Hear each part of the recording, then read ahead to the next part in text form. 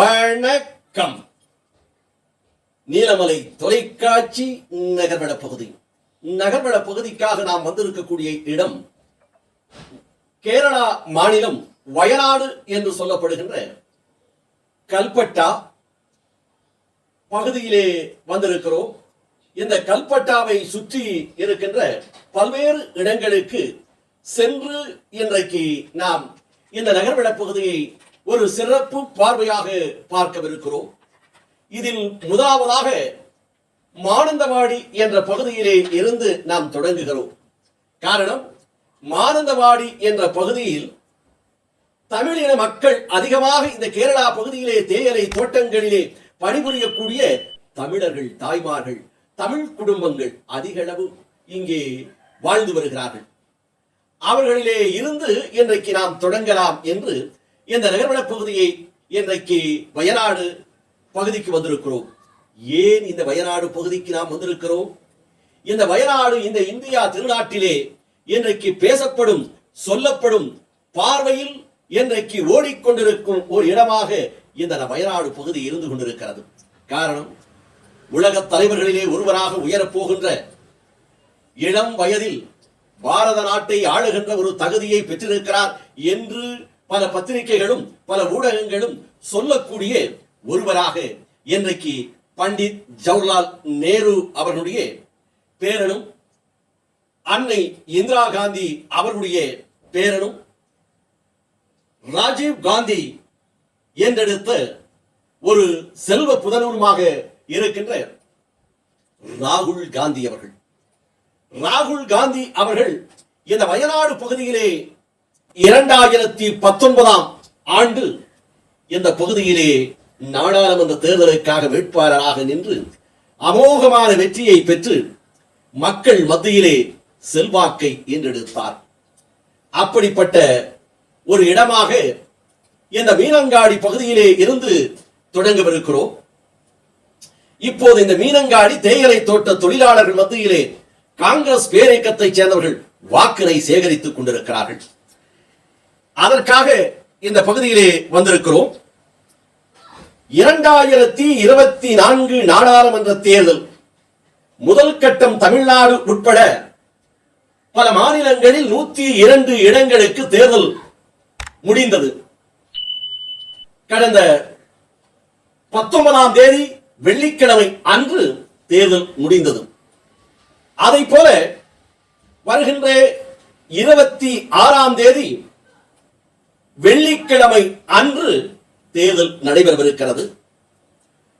இரண்டாம் கட்ட தேர்தலாக 89 இடங்களுக்கு 13 மாநிலங்களிலே இருந்து இந்த ஏப்ரல் 26ஆம் தேதி தேர்தல் நடைபெறவிருக்கிறது.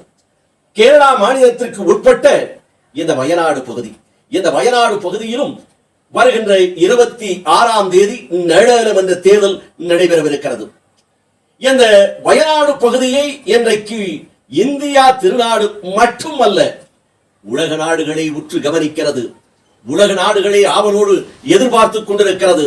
இந்த வயநாடு பகுதி அன்றைக்கு தமிழ்நாட்டை ஒட்டி இருக்கின்ற ஒரு பகுதி, கர்நாடகாவை தொட்டுக் கொண்டிருக்கின்ற ஒரு பகுதி, கேரளாவிலே மலைநாடு என்று சொல்லப்படுகின்ற வயநாடு பகுதியிலே இருக்கின்ற வயநாடு தொகுதி என்று சொல்லப்படுகின்ற இந்த தொகுதியில் வேட்பாளராக இன்றைக்கு உலகமே உற்று நோக்கிக் கொண்டிருக்கின்ற ஒருவராக ராகுல் காந்தி என்கின்ற மாபெரும் ஒரு தலைவர் இளைஞராக போட்டியிடுகிறார்.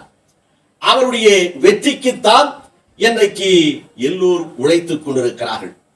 அவருடைய வெற்றி உறுதியாக்கப்படுவதற்கு இந்த காட்சிகள் எல்லாம் ஒரு காரணமாக இருக்கிறது என்று அதை பார்த்துவிட்டு மீண்டும் மீனங்காடிக்கு நாம் வருவோம். கடந்த 2-3 ஆண்டுகளுக்கு முன்பாக கல்பட்டா அதனை சுற்றி இருக்கின்ற பகுதிகளில் எல்லாம் கடும் மழை, புயல் காற்று, வெள்ளம் பெருக்கெடுத்து ஓடுகிறது. பல இடங்களிலே பாதிப்பு, மக்கள் வேதனை, பல வீடு இழந்தார்கள், தங்களுடைய குடியிருப்பை இழந்தார்கள். அப்படிப்பட்ட நிலையில் வயநாட்டினுடைய நாடாளுமன்ற உறுப்பினராக இருக்கின்ற ராகுல் காந்தி அவர்கள் ஓடோடி சென்று அந்த மக்களோடு மக்களாக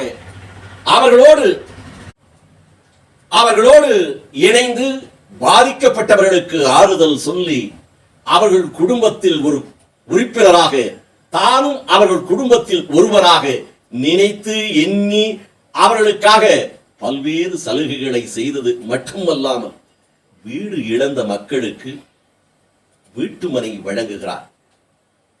அதற்காக அங்கே மக்கள் அவருக்கு தரும் உற்சாகமான வரவேற்பு, மகிழ்ச்சி, ஆனந்தம், சந்தோஷம்.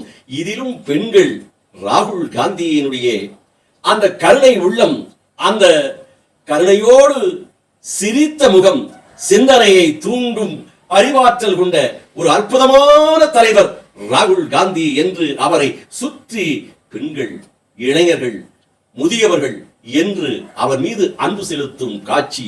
இந்த வயநாடு தொகுதிக்கு என்னாலும் நீங்கள் தான் நாடாளுமன்ற உறுப்பினர் என்று சொல்லாமல் சொல்லும் காட்சி என்று கூட இதை சொல்லலாம்.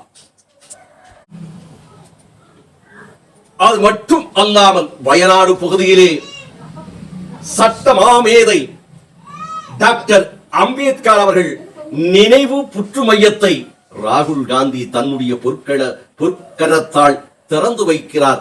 அந்த புற்றுநோய் மருத்துவமனை தாழ்த்தப்பட்ட சமுதாயத்திற்காக சட்டங்களை ஏற்றி அவர்கள் வாழ்விலே வழிகாட்டிய டாக்டர் அம்பேத்கரனுடைய நினைவு புற்று நோய் மருத்துவமனையை திறந்து வைத்த அந்த ராகுல் காந்திக்கு உற்சாகமான வரவேற்பு கிடைப்பதை பார்க்கின்ற போது அவருடைய வெற்றி உறுதி என்று சொல்லும் முகமாக இருப்பதை நமது செய்தியாளர் காண முடிகிறது என்று கூறுகிறார்.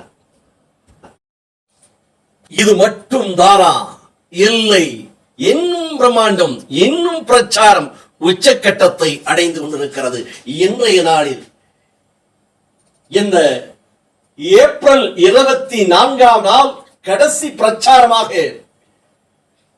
நேரு அவர்களுடைய கொள்ளு பேத்தியும் அன்னை இந்திரா காந்தியினுடைய வடிவமாக, அவருடைய சாயலாக, அவருடைய துணிச்சலாக இந்திய நாட்டின் மற்றொரு இரும்பு பெண்மணி என்று சொல்லுகின்ற ராகுல் காந்தியினுடைய சகோதரி பிரியங்கா அவர்கள் இங்கே நமது தமிழகத்தின் அருகிலே இருக்கின்ற எடக்கரா வைக்கடுவு முகமாக தன்னுடைய ஆணித்தரமான பிரச்சாரத்தோடு மக்கள் மத்தியிலே பவனி வந்து கொண்டிருக்கிறார்.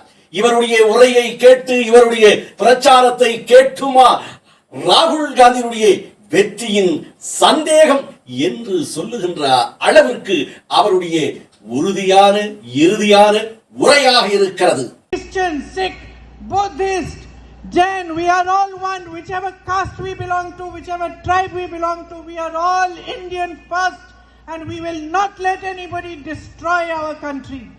നിങ്ങൾക്കറിയാമോ, എൻ്റെ സഹോദരൻ കാശ്മീരിൽ നിന്ന് കന്യാകുമാരി വരെ ആയിരക്കണക്കിന് കിലോമീറ്ററുകൾ നടന്നു.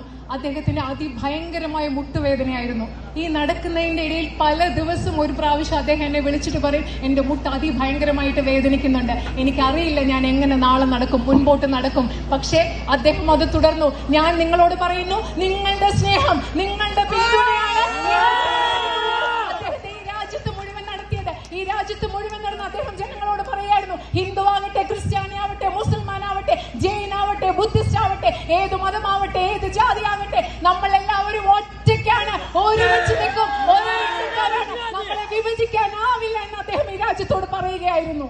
He drove from Guwahati to Mumbai, another 4,000 kilometers, only to listen to your problems. Whoever came up to him, he sat, he listened to them.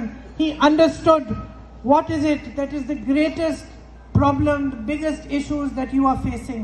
How do you manage your lives? How do you get up in the morning, work all day, earn, provide to your family? How do you educate your children? What difficulties lie before you? How do you find jobs? How do you manage to keep your family strong and together and to move?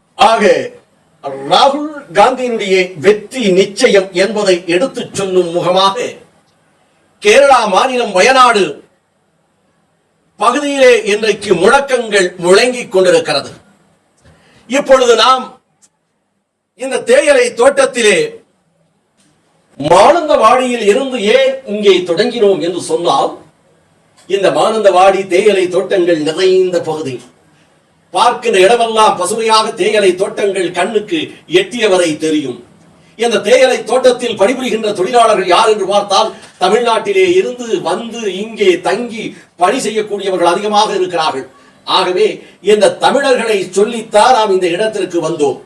ஏன் தமிழர்களை சொல்லுகிறோம் என்று சொன்னால், இன்றைக்கு ராகுல் காந்தி அவர்கள் சொல்லுகிறார், தமிழகத்தினுடைய முதல்வராக இருக்கின்ற முத்துவேல் கருணாநிதி ஸ்டாலின் என்கின்ற மகத்தான தலைவர் தளபதி அவர்கள் என்னுடைய உடன் பிறந்த சகோதரன் என்று குறிப்பிடுகிறார். அப்படி சகோதர பாசத்தை சொல்வதால் நம்முடைய தளபதியும் அவரை தன்னுடைய சகோதரன் என்று சொல்லி இந்திய திருநாட்டை ஆளுகின்ற ஆளுமை அவரிடம்தான் இருக்கிறது என்று சொல்லுகிறார். இந்த உரையை கேளுங்கள்.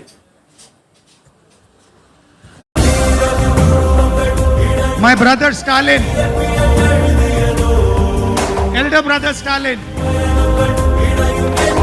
பிரதர் ராகுல் அவர்களே, வருக.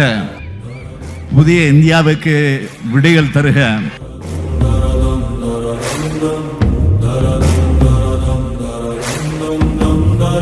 My brother Stalin,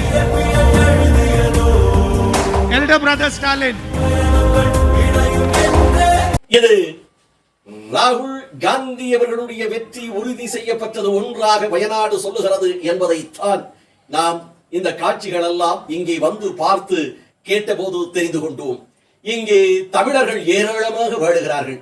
Mananthavady, Kalpetta, Bathery, இடக்கரா, வைக்கழுவு, Nilambur என்று வயநாடு சுற்றி தமிழர்களும் கிட்டத்தட்ட வாழுகிறார்கள். அதே நேரத்தில் மலையாள மொழி பேசுகின்ற அன்பு சகோதர சகோதரிகளும் இன்னும் ഞങ്ങൾ പറയുന്നു, ഈ വയനാട്ടിന്റെ അടുത്ത എംപിയായി വരാൻ പോകുന്നത് ഇന്ത്യ നാട്ടിനുடைய ഭാരത பிரதமராக வைക്കാൻ പോകുന്നത് ராகுல் காந்திയാണ്, ராகுல் காந்திയാണ് എന്ന് ഞങ്ങൾ പറയുന്നു என்று அவர்களும் சொல்லுகிறார்கள், தமிழர்களும் சொல்லுகிறார்கள். ஆக வெற்றி நிச்சயம் என்பதை சொல்லாமல் சொல்லுகிறது இந்த காட்சி என்றும், இதற்காக நம்மை கூடலூர் பகுதியிலே இருந்து நீலமலை தொலைக்காட்சியை அழைத்து சென்ற கோசி பேபி வழக்கறிஞர், காங்கிரஸ் பேரியக்கத்துடைய முன்னணி தலைவராக இருக்கின்ற அவரும், இன்னும் சிவா ஜுவல்லரியினுடைய உரிமையாளர் சிவா அவர்களும், கூடலூர் நகரமன்றத்தினுடைய துணைத் தலைவராக இருக்கின்ற சின்னவர் என்று அன்போடு அழைக்கப்படுகின்ற சிவராஜ், சலிவயல், அம்சா போன்றவர்களெல்லாம் நம்மை மைசூருக்கும் அழைத்து சென்று பத்தேரி பகுதியிலும் கல்பட்டா பகுதியிலும் இன்னும் மானந்தவாடி, இடக்கரா, வைக்கடுவு என்று பல்வேறு பகுதிகளிலே அழைத்து சென்று இந்த நிகழ்ச்சி எல்லாம் சிறப்போடு எடுப்பதற்கு அவர்களும் உதவி புரிந்திருக்கிறார்கள் என்று அவர்களுக்கும் நன்றியை சொல்லி, நாளைய சரித்திரத்தை எழுத போகிறது ராகுல் காந்தியினுடைய வரலாறு. அந்த வரலாறு எழுதுவது அவர் வெற்றி என்று சொல்லுகின்ற குரல் ஒளிதான் என்பதை உறுதியாக தெரிவித்து, ராகுல் காந்தி அவர்கள் வெற்றி பெற்றால் வயநாட்டுக்கு மட்டும் பயனல்ல, வயநாட்டை தொட்டு இருக்கின்ற இந்த நீலகிரி மாவட்டத்தும் பயனடைய போகிறது. ட்ரெயின் போக்குவரத்து அவர் வந்தால் இந்த வயநாட்டுக்கும் நீலகிரி மாவட்டத்திற்கும் உண்டு. இன்னும் சாலைகளும் இரவு நேரத்தில் மைசூர் பகுதி கர்நாடகாவிலே இருந்து வருவதற்கு தடையாக இருக்கிறது. அதற்கு கூட மேம்பாலம் அமைக்கலாம். அப்படி அமைத்தால் போக்குவரத்து சீராக இரவு நேரத்தில் கூட இருக்கும் என்று அந்த பகுதியிலே இருக்கின்ற மக்கள் நம்புகிறார்கள், சொல்லுகிறார்கள், எதிர்பார்க்கிறார்கள். ஆக ராகுல் காந்தி அவர்கள் வெற்றி பெற வேண்டும் என்று நாமும் சொல்லி அந்த மக்களிடம் இருந்து விடைபெறுகிறோம் நகர்வளம் மூலமாக. நன்றி, வணக்கம். வணக்கம் சொல்லி விடைபெறுவது என்றென்றும் உங்கள் நீலமலை அன்பில்